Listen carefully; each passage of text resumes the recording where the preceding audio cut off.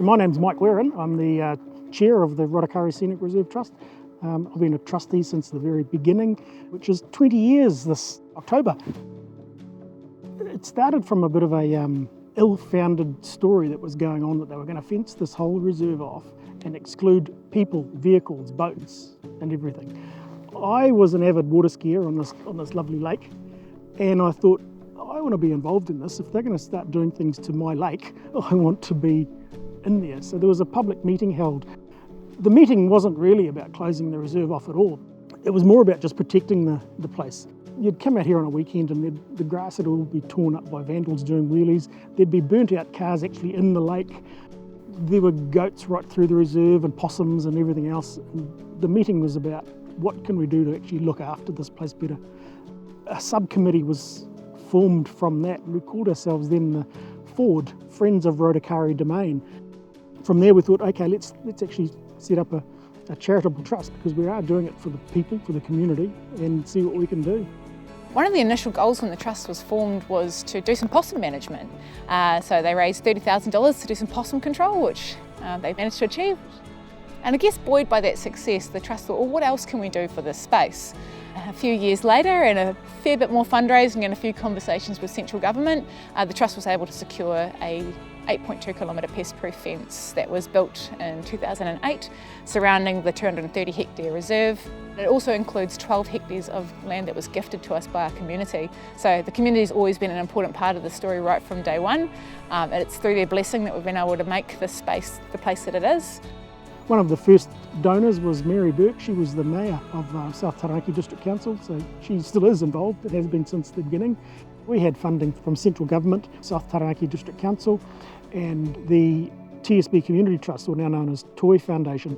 At the time they gave their largest ever donation, which was $1.25 million to us. And that was for the fence and for the buildings and everything else to really get us going. Volunteers are an incredibly huge part of what we do here at Rotokare. We couldn't deliver the program that we do without volunteer support and without the support of our community. It was volunteers that made this project, that started it in the first place. Around about 2,000 students come through here every year.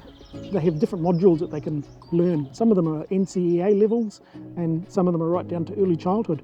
They can come and learn about the environment and what they can achieve, things that they can do at home. Some of the kids come away here with real sparks of information and amaze their parents when they get home.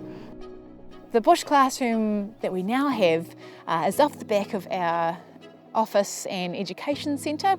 That education centre was the old Mangamangi school, so we were gifted that by one of our neighbours, and it has been lovingly restored to be a classroom again, so wonderful to be able to continue the history of that building. We're achieving what we wanted to achieve. We're looking after the species that were here. We're bringing in species that weren't here but should have been here. Some of them hadn't been in Taranaki for 100 years or more. So to get those back into Taranaki and into here is just so special. My role initially was very operationally focused, so looking after the structures, facilities and so forth. And I guess as we increased our biodiversity delivery, as more manu came back to the site, some of those requiring a bit more management. The kiwi program we really actively manage in terms of seeing how many are here, seeing what they're doing, how they're breeding. Some of the birds that have been brought in, we need to do routine monitoring to check in and see how many of them are here so that we can be confident the population's doing well. Some of them are incredibly threatened and vulnerable species like our hihi, so we provide sugar water for those to support their persistence at site. So we were approached by a group in the Pauataanui sort of area that was doing some fantastic work maintaining a wetland space, and they were looking for a source to take mātata to repopulate that area. And apparently at that point in time, Rotokare had the only population large enough in the North Island to be able to support that. So there's been 2 translocations of mātata from Rotokare to that space, and an additional one to Mana Island, with about 100 mātata being translocated from Rotokare to those other locations. Kiwi are now found at the site. It's a species that has done really well with the absence of pests. When the fence was first put up, there were no kiwi within the sanctuary. They've all been brought in. There have been 40 birds that have been brought in to give us a really good genetic base of Taranaki kiwi, so they've been sourced from all different sort of pockets across the motu. That kiwi work is done in partnership with the Taranaki Kiwi Trust.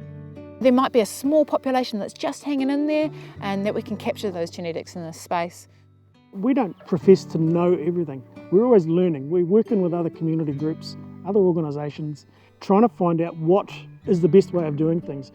We're not professing to be experts in anything, always wanting to learn and want to try and do the best for this and share our ideas with other people as well.